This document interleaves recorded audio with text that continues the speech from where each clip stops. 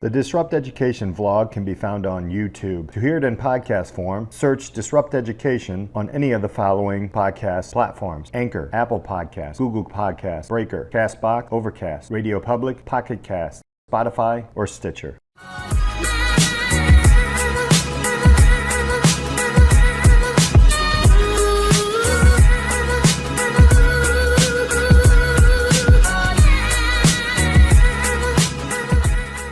Welcome to this episode of Disrupt Education. I'm Peter Hostrasser, the host. Hey, thank you so much for hanging out with us today. I've got a great guest today. I've got Kevin Anselmo, and I said that correctly again, didn't I? Yeah, you did. All right, we're rolling again. We're going to do this because we're failing forward. But he's from the Global Innovators Academy. Kevin, thanks so much for being here with us, man. Peter, it is an absolute pleasure. You know, I have a quiet house here on a Thursday, 6 p.m. I have my wife and two small children. They are away for a couple of days, and I can think of no better way to spend my quiet Thursday evening than talking to you on the Disrupt Education podcast. Thank you so much for having me. Yeah, you bet. You bet. We were talking about those times, man, those really quiet times, and I know you're going to be on Netflix till 3 a.m., so we're good to go. So let's dive into who you are and what you're about, man. Thank you. Appreciate the opportunity. So I live here in Sarasota, Florida, and I run a communications consulting company. Been running my consulting company since 2013. A couple of years ago, and most of my work, just to back up a second, most of my work is focused on communication strategy, communications workshops. A couple of years ago, kind of a light bulb moment came to mind, and I started this program called Global Innovators Academy. And there's a lot of things I think that drove this, but in principle, what my program does is it connects students to different innovators and entrepreneurs. And let me ask you, Peter, have you ever done a informational interview, or do you help your students to ever do informational interviews? 100%. Yep, absolutely.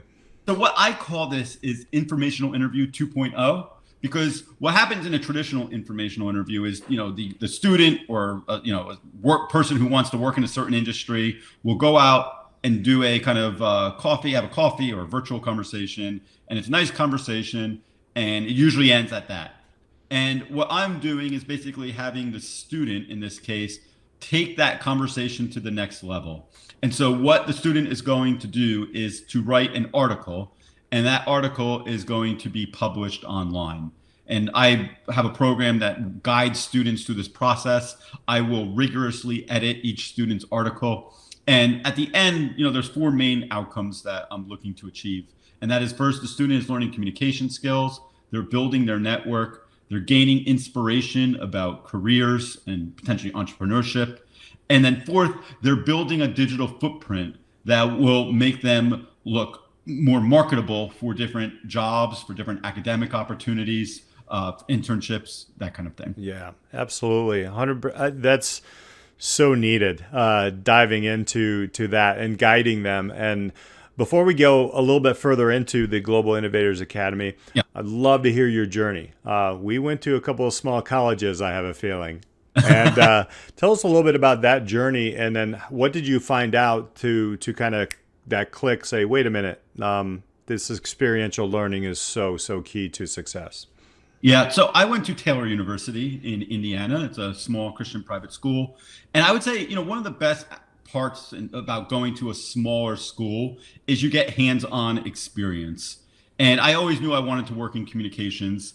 And I was fortunate that I was able to have my own radio show, to be the sports editor of the newspaper, did some work in TV. And, I think I don't remember my classes so much. And a lot of the textbooks are probably outdated and antiquated, for that matter. But, the best way to learn about anything communications related is to put it into practice. And so, let me just ask you, you've hosted, I believe, 100 plus podcast episodes here on Disrupt Education. I mean, had you ever hosted a podcast before? Not before I started this thing. Not before you started. Now, how did you learn about podcasting? Did you learn about it through reading a book and watching videos? Maybe as a little bit of background, but I'm sure the best way you learn about how to run a podcast is by actually publishing 160 episodes, right? Absolutely, yeah. And that's my view on communication is, if we're going to teach students to be great communicators, and I think everybody needs to know how to communicate a message, regardless of what your field you go into. And I think one way to do that, or the best way to do that, is through practical experiences. And then, as it relates to entrepreneurship and innovation, these are things that I'm very passionate about. And how do you teach somebody about innovation? A young person, let's say that person's a junior, senior in high school, or a freshman and sophomore in college. What does the future of work look like 4 or 5 years from now? Who knows, right? However, throughout time, there's been one constant about what innovation is, and that is it's people who come up with creative ways to solve problems. They're addressing a challenge. And that challenge might have looked a lot different 100 years ago, but the person had an innovative mindset and came up with a solution.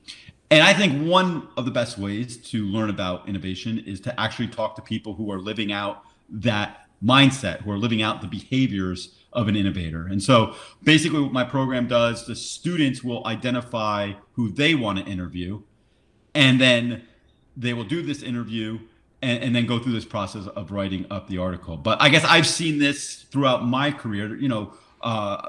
My consulting practice, for example, has taken different twists and turns. I've had different interests. I've seen different business opportunities. And an example I'll share is, I was very interested a couple of years ago in working with clients focused on learning and development at the corporate level. I had experience working in business schools. I really wanted to know at the corporate level, what are different companies doing in the learning and development space? And one thing I did was I hosted a podcast and I interviewed learning and development directors at different companies. And that was a wonderful opportunity. It was a wonderful education, and it opened up my network, and I got some interesting new work as a result of it.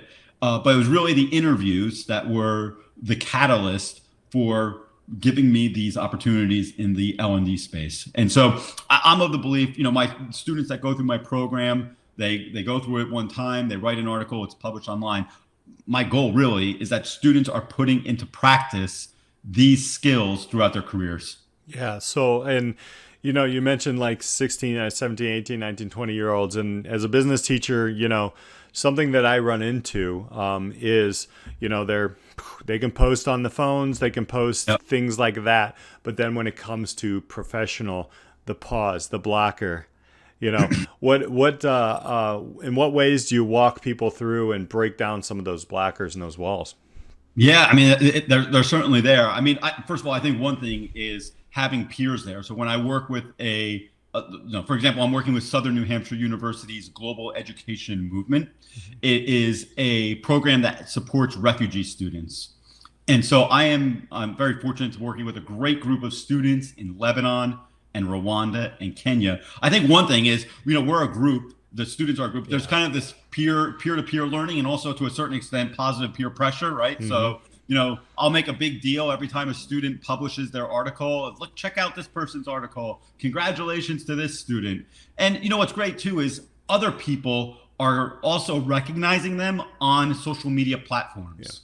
So, that sort of like, wow, that student is experiencing these benefits. I want to experience that benefit too. So, I think that's part of it. I think, coaching, providing the coaching, showing the importance of this. Students get this. I mean, you tell me, the students you work with, I think they get the importance of, digital footprint. I mean, there's enough like influencers out there, kind of the celebrity type and the non-celebrity. That I'm guessing, students see that, I need to have this positive profile online in order to identify and to secure the right opportunities. Yeah. So, and then your student, here's what I like about the program, honestly. The students actually are the ones connecting, choosing and connecting. Do you walk them through like a little bit of, hey, you're interested in this? Why don't you maybe check this industry? What does that look like? Because I know, yeah. So basically my course is 8 different modules. Each module is there's a video, it's a very short video module. And it basically addresses these types of questions. So the second video in the series is focused on the very topic you're referring to. Like what do you want to be when you grow up? And what I tell students is come up with a list of 4 individuals and rank those individuals from 1 to 4 in terms of who you would like to speak to. And they could be individuals who are within the student's network. So maybe it's a parent or a family member who can introduce them to another professional. It also could be someone who's outside their network. Yeah. It could also be an alumnus of the school, for example. So there's several different tactics that I share on how students should identify who they want to interview. But very important, as you say, like I think some programs will think like, oh, okay, the person running the program is going to connect them to the professional. And there's nothing wrong per se with that. But what my program does is the students identify who they want to interview based on what their interests are. And I think there's something powerful about that to a certain extent because the student is owning that experience. This is very much student driven. I'm the guide, but they're driving forward, and they will do the interview with who they think is most interesting. And I'll share a couple little examples of that. A student, her name is Haley. She goes to Rollins College.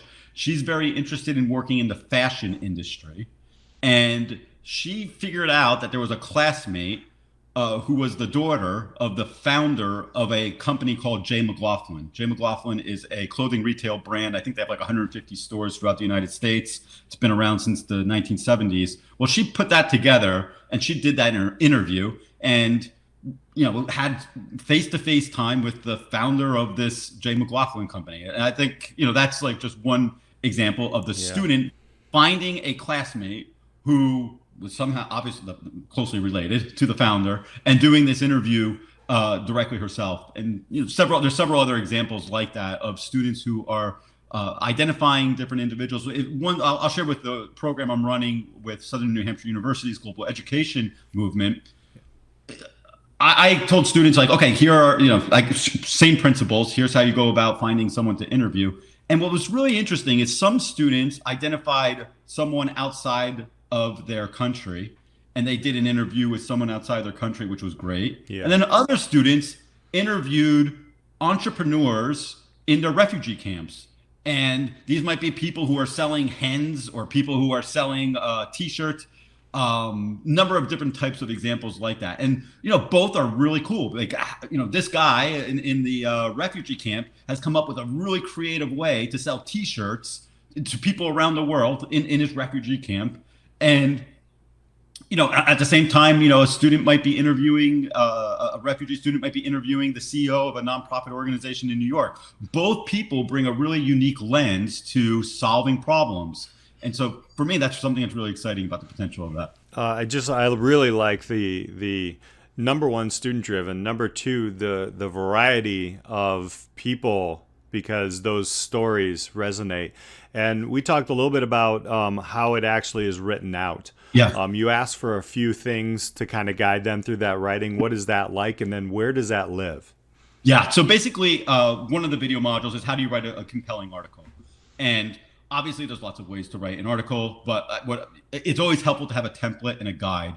And so I do still want this to be student driven, but again, I want to provide that the parameters on how to go about starting with a blank document to finishing your piece. And basically, there's 3 key components to each student article. Each student article ranges between 800 to 1,000 words long, so a typical blog post type of article. And what I want the student to cover is the person that they interviewed. What is that person's journey, right? How did they get from A to B? And then the second part is what is their advice for aspiring innovators, essentially advice for the student. And then the third part, which I think is the most fun and the most critical, is the application. What is the student going to do as the result of having gleaned lots of different information from the person they interviewed? What is that student going to do? How are they going to apply the advice that they gleaned from the person that they interviewed? And it's really, for me, I look at my role as both an editor and to a certain extent a coach, a career coach, personal development coach. And I will challenge the students to really flesh out their ideas about how they're going to apply what they learned from the person they interviewed and actually action it so that they can advance themselves. creativity means creating something, Right. right? which Absolutely. which I love, and they're building content. It's housed on the website. Yes. Yeah, and talk a little bit about you've mentioned this term content learning. I love that term. Let's Yeah. dive into it's housed. What's the website? Everything is So housed yeah, on, and thank you. then yeah, let's jump into that. Awesome. So globalinnovatorsacademy.com. If you want to read inspiring stories about different innovators from the lens of a student, these are high school students or college students, go to globalinnovatorsacademy.com and you will see the student articles are prominently featured there. So content learning. You're familiar with the term content marketing, I'm sure, right, Peter? Yep. Yeah. So content marketing, we're going to create content to market ourselves or our product or school, whatever it might be. I love content marketing. I think it's fantastic. I also want people to think about content learning. And what I mean by that is if you are creating content with the goal to get 1 million followers, you might be disappointed, right? Not you, Peter, but Well, yeah, you don't have that problem. I'll be a But for little the rest happier, of but us, yes. if you are creating content to learn, then you will see that creating content is such a rich and fun experience. And so, like you, Peter, hosting a podcast, I've also hosted podcasts. I do interview articles throughout my career, and still do this quite regularly today. I create I want people to follow my work. I want to see high download numbers. I would like to go to my website analytics and see good website traffic. Don't get me wrong. However, if I am creating content with the lens to learn, to expand my horizons, to network, guess what? If I go and check my download numbers and I saw, oh man, I only got 50 downloads, but guess what? I learned something. I'm not going to be disappointed because my goal at the beginning was to create a learning opportunity for myself. So that's something that I'm trying to instill in students. It's actually something I'm exploring with other professionals too. Is and it's interesting because some of the best content creators that I've discovered, the people who I've interviewed on my podcast and in my content, I think the best content creators are just generally curious, and as a result of that curiosity is a springboard just to keep creating more and more content. And I think if students understand that creating content is not just something they're going to do in my program, but this is something that you're going to do throughout your career, I think it really can go a long way. And in terms of motivating them and applying key skills that they can use for their careers. Oh, 100%. And it's obviously, it's opening doors, right? So once That's you get right. that first step, that's one thing I've noticed with a lot of teens is like, once you get them past that first step, then you mentioned the young lady who interviewed 2 people and Yeah. kind of kept going. Wow, that's amazing. So we're at globalinnovatorsacademy.com, reading the stories. And you have some programs coming up this summer, let's share those out. What do you have coming up? Yeah, so right now my model is primarily a B2B model. So I partner with different schools and organizations. If you're a school leader out there and this is a type of program that is of interest to you, please reach out to me. Kevin.anselmo@gmail.com is an easy email to remember. I'm also trying something new this summer in which I'm going to make my program available to anyone who's interested, selling directly to students and indirectly their parents. And basically the idea is from mid-June till August, I'm going to be running an 8-week program.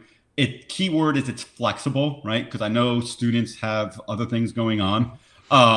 And so it's something that the student can do on their own time. The videos are basically, you can watch the 8 different videos whenever you'd like. I have a Slack community for just engagement between myself and the students. And then I also am running a weekly Zoom group call. I'm going to run those calls at 2 different times, one in the morning, one in the evening, same content. So that way, if a student has a morning job, they come to the evening session. If they have a nighttime job, they come to the morning session or whatever else they have going on. Yeah. And at the end of this program, the students will have gone through this process. They will have interviewed someone who's of interest to them. They will create this piece of content. The content will be published online. and they will live happily ever after. That's the goal. That is the goal, right? I always tell my kids, all I want is a ride on the private jet, man. That's it. I don't need anything else. So yeah, and the URL just very quickly, globalinnovatorsacademy.com/summer program if you're interested in the summer program. Excellent. We'll put that all down into the notes. Make sure everybody has that. Kevin, man, you're doing some great things, and you really are pushing students to really follow their dreams and open up doors for themselves. So the Global Innovators Academy, amazing. And just, hey, you got a great story, genuine. I will tell you from knowing you, this is this is a great place to really get yourself out there. Take that first step. If you're young, if you're a parent, if you're a school, you're gonna want to work with Kevin here. So and again, man, thanks for sharing your story on Disrupt Education. It's been my pleasure. I really appreciate the opportunity, Peter. All right. Thank you all so much for listening. Make sure you hit that subscribe button and leave us some feedback. We love that. Until next time, we'll talk to you.